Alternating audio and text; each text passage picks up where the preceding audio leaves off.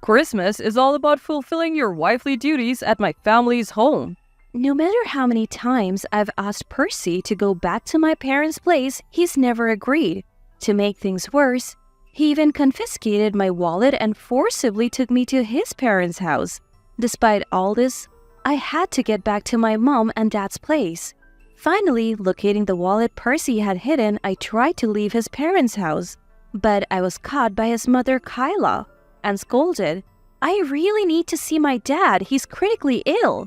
Upon hearing this and seeing my tears, Kyla muttered with a shocked expression, "That's not what my son told me. My name is Jane Haley. I've been married to Percy for 5 years. After meeting through work, initially attracted to his masculine demeanor, I found that he became cold to me after we got married. A handpicked husband? Maybe? He constantly orders me around saying you need to respect your husband. Never a thank you for anything I do, and he started to belittle me as well. At first, I stood up to him, but that led to shouting matches, and not liking confrontation, I eventually gave up. Percy's family home is a main household in a rural area, filled with relatives and guests during holidays and family events. It's non-stop cooking and catering to guests from morning till night whenever we're there. Kyla, who had been running the household, is a stern woman, always finding ways to criticize me. Her husband, Christian, is kind but inconspicuous, but Kyla treats me particularly harshly, which makes her hard for me to deal with. Despite all this, it's a given that we spend family gatherings and Christmas at Percy's parents' home. Percy won't ever let me go to my own family's home. Perhaps he's eager to gain the approval of his parents, Christian and Kyla? That's why I felt he might want to go back to his home even more. During early December, I got an email from my mom. "Jane, it's been a while. Can't make it home for Christmas again?" After some contemplation, I replied, "I'll discuss it with Percy." Later, when he got home, I cautiously broached the subject. "Hey Percy, I would really like to go to my family's home for Christmas this year."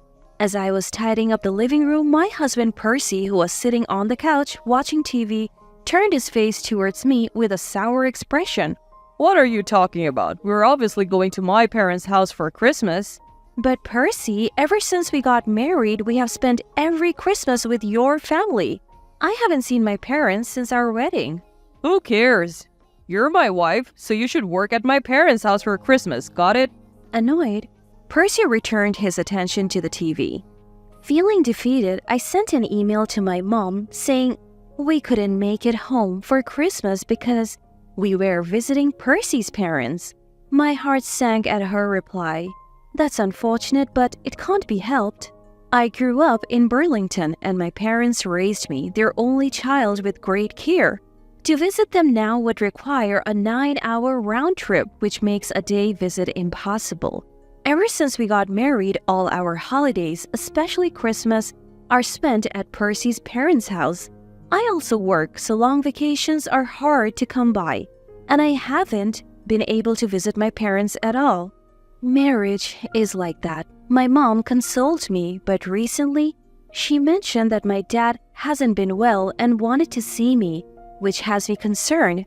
I want to see my parents too, but no matter how many times I bring it up, Percy never agrees to visit my family. Well, it looks like we're going to Percy's parents' house for the holidays again. Nothing I can do about it, I thought, trying to convince myself. Finally, it was the day before Christmas, and while Percy seemed excited about our visit, I was reluctantly packing. Then, just before we were about to leave, I received a call from my mom. "Corey suddenly collapsed. He's in critical condition." Panicked, I quickly spoke to Percy, who was already in the car. "Percy, Dad's collapsed and he's critical. I have to go now." What? Are you kidding me? We're heading to my parents' house. "I don't care what you say, I'm going." Overcome with emotion, I reached for my purse to leave, but then noticed something. "What? My wallet's gone?" I was sure I had put it in my bag, but it wasn't there. Looking for this wallet? Percy taunted me. waving my wallet in front of my face. Give it back? My cards and cash are in there. I can't get home without them. You'll get it back once you have done your wifely duties at my family's Christmas gathering. I stood there stunned. Percy grabbed my hand, pulled me into the passenger seat, and started driving towards his parents' home. Inside the car, I couldn't stop worrying about my dad. While waiting for a call from Mom, staring at my phone, next to Percy who was driving, he suddenly grabbed it. You can't focus on being a good wife with this distraction. I'll hold on to this too. I had no choice but to sit in the car Percy was driving, feeling helpless. I'll make a quick appearance and head back home. I need to get to my dad. When we arrived at his parents' home, Kyla shoved an apron at me at the entrance. Oh, you finally made it. Now, Jean, get to work. Caught off guard, I reluctantly started helping. As for Percy, he still had my wallet and phone and headed to a family party. I had no choice but to listen to Kyla and work like a servant. All the while, I couldn't stop thinking about my dad. What's happening with Dad? Will I ever see him again? Even when I finally got to bed, I couldn't sleep. Early the next morning, confirming Percy was still asleep, I searched through his belongings. Found it. I finally found my wallet and phone. My phone was flooded with calls from Mom. Panicked, I hurriedly changed and headed for the door. Just as I touched the doorknob, a voice came from behind. Jean, where do you think you're going? I turned around to see Kyla, arms crossed and looking stern. At that moment, everything I had been holding back burst forth. Kyla, my dad is in critical condition. I have to see him. I spoke earnestly, unable to wipe away my streaming tears. Dad raised me with so much love, and I haven't seen him since I got married. If this is the end, I at least want to see him one more time. Please let me go. Kyla's face turned pale, and she began to look flustered. What are you talking about? That's not what I heard from my son. Not understanding what Kyla meant, I broke down crying right there. However, Kyla grabbed me and forced me to stand up, looking me dead in the eye. Jean, snap out of it. We have to go see your father now. Stunned by words I never expected, Kyla urged me to hurry into the car. I am taking you to the train station. Move! In the car, on the way to the station, Kyla started talking to me, who was still in a state of shock. Jane, Percy told me you are estranged from your family and you can't go home. You spend holidays like Christmas with us. What? That's not true. I have always wanted to go back home. I'm on good terms with my parents. I was surprised too. He also said, Jean was raised in a cold home and craves maternal love. She feels loved when disciplined like a real parent would. I never said anything like that. What the heck? Just then, we arrived at the train station. I'm sorry for misunderstanding you. We need to talk more, but first, go see your father. I thanked Kyla, quickly bought a ticket, and boarded the train. A week later, I was back at Percy's family home. Mom, why the urgent call? What's going on? Percy walked into the living room and yelled when he saw me. Jean, where were you during Christmas? Why haven't you been answering my calls? Sit down, Kyla snapped, and Percy sat across from where Christian, Kyla, and I were seated. Why are you sitting there, Jean? Annoyed, Percy yelled at me again. When I remained silent, Percy turned to Christian and Kyla.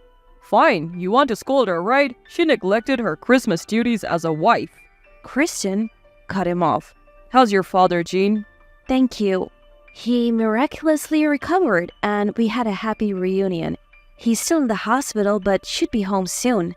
Christian let out a sigh of relief, then looked straight at Percy. Did you know Jean's father was critically ill?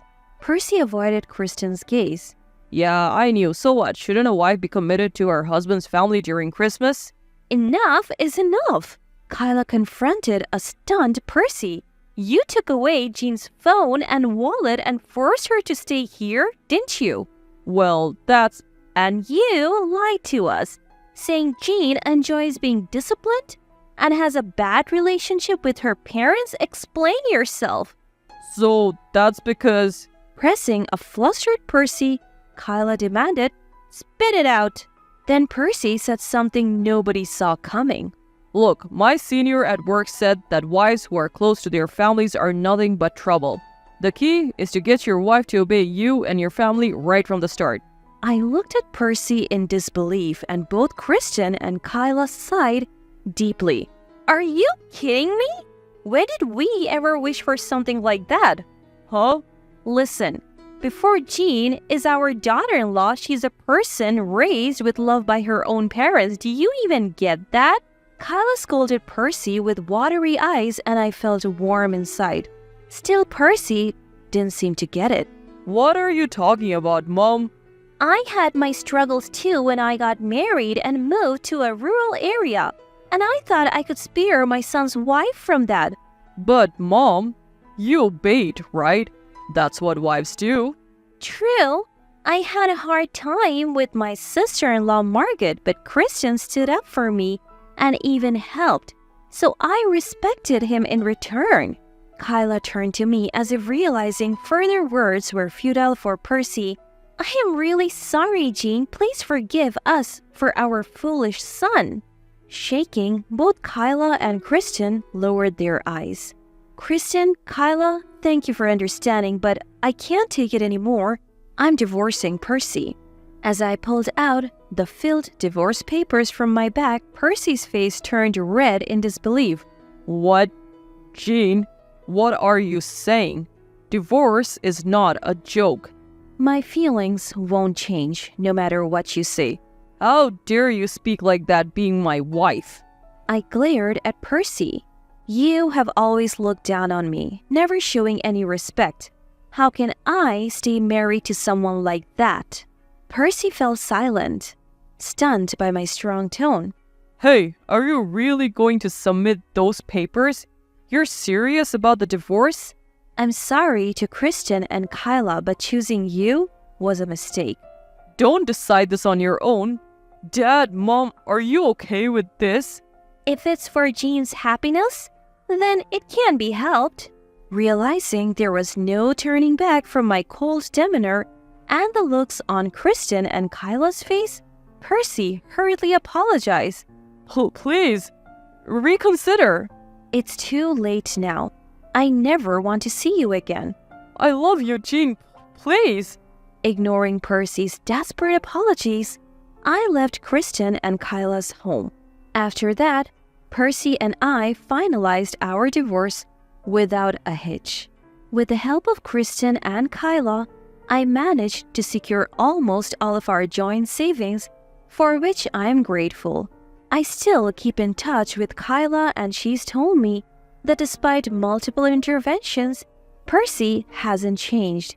At this point, there is no helping him, Kyla said, revealing that they have cut him off. Percy had to pay me $20,000 in compensation for emotional distress during the divorce, which wiped out his savings. Now, he's living alone in a rundown, one-bedroom apartment with no one willing to help him out. I have given up on expecting any changes from him. I have moved closer to my childhood home and started a new life. Being near my beloved parents, able to see them anytime, is such a joy. From now on, I plan to live my life without being tied down by anyone else.